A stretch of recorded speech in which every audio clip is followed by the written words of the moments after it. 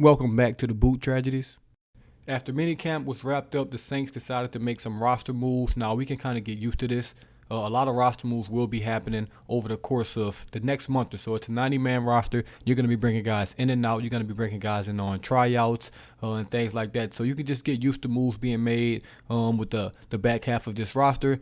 3 guys were signed, 3 guys were waived. We'll talk about the guys that were waived first. And we'll start off with undrafted rookie receiver Malik Flowers. He was a guy that I thought had a chance to make this roster possibly, just because looking at his tape, he was kind of, the Rashid Shaheed type of receiver return guy. But him being waived, I think that's just all signs pointing to Rashid Shaheed's having a big year. He's probably going to be a return guy, wide receiver 3. I mean, it was going to always be an outside shot for him to make it as an undrafted free agent, especially with the wide receiver core we have, in the building with guys with guaranteed money and things like that. It's just going to be almost impossible for Malik Flowers to make this roster. So they end up waiving him. He may come back. The thing about these, waves and cutting players, they may come back. They're, already in the system. A guy goes down or they just want to rotate some guys in and out. He can possibly come back. Then you also have rookie running back SaRodorick Thompson. Running back position, they're definitely going to be rotating those guys in and out. Obviously, I think all 3 running backs are already solidified on opening day. It just depends on who's going to be that fourth back, that special teams guy. Obviously, you have Elvin Kamara, you have Jamal Williams, and you have the draftee from TCU, Kendre Miller. Those are going to be your 3 running backs. So anybody else on the roster is probably just going to be getting rotated in and out to see who can make this roster. And then you have offensive lineman Yasir Durant, who's also been waived. And the same thing with those offensive linemen, man. They're probably going to be rotating those guys in and out. I mean, the Saints probably have about 12 on the roster right now. That's just a guess. But it's somewhere, around that number. It's a 90-man roster. It's going to be a lot of linemen rotated in and out, and maybe even more than that right now. So you can just expect some guys to be rotated in and out until the Saints, feel comfortable with the 9 or 10 that they have to make that 53-man roster, because that's usually how many linemen make the roster. Maybe 9, maybe 10, depending on the team like that. Now, let's talk about the guys they did sign, the guys that were added to this roster. And we'll start off with the center, Billy Price, a former first-round pick, only 28 years old. He's a center, interior lineman. He's played guard. He's played center. I think he's mainly a center. He's been in the league for 5 years now. This is year 6 for him. Only 28 years old. Was drafted first round by the Cincinnati Bengals. Played 3 seasons with them. Then went to the Giants for 1 year. Then went to Arizona for a season. Now, it's kind of interesting that, his time with the Bengals, his rookie season, he played in 10 games and started 10. After that, he only started half the games, and then his third season with the Bengals, he only started 1 game out of the 16. Then he ended up going to the Giants. He played in 16 games and started 15. So a guy that started basically every game in 2021, and then in 2022, he played 11 games and started all 11. I don't know if it was an injury that derailed the season or what now. He just didn't play the last 5 games. But that's kind of a red flag if you ask me. A guy that started, all the games for the Giants and then didn't get, brought back. Then started basically all the games he played for the Cardinals and then get brought back. So, that's something to look out for. I will watch film on him, but he's going to be a backup center guy that probably won't make the roster. So it's almost no point of watching film on here. I kind of can figure it out and gauge on what's going on. He's probably just an average, maybe. I won't call him below average, man. He's an NFL center that started over 45 games in his career, so I won't call him below average. But he's just a rotational guy.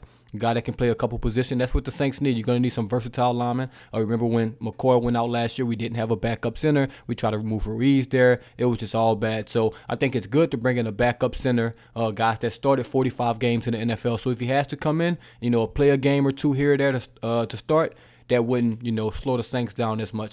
Then the Saints did sign Kiki Cudi, receiver out of Texas Tech with a 4th-round pick. Did play in college with Patrick Mahomes and had a really, really good career at Texas Tech. Only stayed 3 years, 55 catches, 890 yards. And then his junior season, 13 catches, 93 yards, 10 touchdowns. So had a really, really good, tenure. Obviously playing alongside Patrick Mahomes will help that. The translation to the NFL hasn't been, the greatest for him. Played 5 seasons in the league.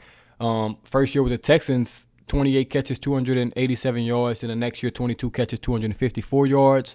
Then his last year with the Texans in 2020, 33 catches, 400 yards, 3 touchdowns. That was his best season, only playing in 8 games. Then in 2021, didn't really play for the Colts, only showing up in 2 games, had 1 catch, 5 yards. And then last season with the Colts as well, only played in 8 games, but didn't really play, a high snap percentage. Only had 1 catch with 1 target for 20 yards. So a guy that's basically came out on a tryout basis, basically made the team. I don't expect him to make the team by any stretch of the imagination, but it's possible. Obviously, if you're on the roster, you have a chance to make the roster. But I just think this is the Saints bringing another guy in, a guy that they maybe scouted a couple years ago and things like that, and just want to see what they have, because the Saints were going to draft Patrick Mahomes, so I'm assuming, they seen him, they scouted him coming out of college, and it's just probably one of those things, man, where, hey, we scouted you coming out of college, we're familiar with your game, we just want to bring you in for a couple weeks, see what you have, some years later, and just go from there. Then last but not least, the Saints, they signed Lynn Bowden Jr., a guy that played at Kentucky, who's a versatile player. He's not really a receiver. He's not really a running back. He's kind of a tweener role, so he's kind of a utility type player, which is could be interesting for the Saints if they, were to go to use him in that role. Obviously, you have Taysom Hill, who's like, a utility type player. You got a guy like Lynn Bowden Jr., who's a utility type player. I don't think he'll make this roster. Unfortunately for his sake, just because we're so deep at the running back receiver position. But it's another guy that's coming in, get a chance to show what he can do. But this guy, like I said, he was drafted by the Raiders, then traded to the Dolphins before he even, got to play. Didn't really show up for them, then was placed on injury reserve last year, 2021 with the Dolphins. Then signed to the Patriots, didn't play for them at all. So now he gets a tryout with the Saints. He ended up making a squad. So we'll see. We'll see what happens with him. I don't think this will go far. I think he'll be another guy that's going to come in, come out, rotate with some guys at the receiver position just to see what some guys got, get some guys, in the learner playbook. Just so, later down the line in the season, man, if a couple guys get hurt, a couple guys getting banged up, you have guys that kind of know the system. Not really, because I know, no telling how long they'll be there, but just a guy that's been there for a second, and maybe you can just bring in for a couple weeks, hold it down on the practice squad or something like that. But, hey, he got a chance. If you're on the roster, you got a chance. So, man, we signed 3 signings. I think Billy Price, out of the 3 signings, has the best chance to make the team. Then Kiki Cutie, he's probably have the second best team, and then Lynn Bowden Jr. I'm not going to say he has no chance, but it's going to be very, very hard, nearly impossible for him to make this roster for the Saints. Because basically, I'll do a roster prediction. The roster is already almost set. Let's just be honest. The roster is probably 50 deep already, and it's going to come down to 3 people or 4 people, whoever makes this roster. So it's going to be very, very tough for those guys to make the roster. Maybe practice squad, is an option,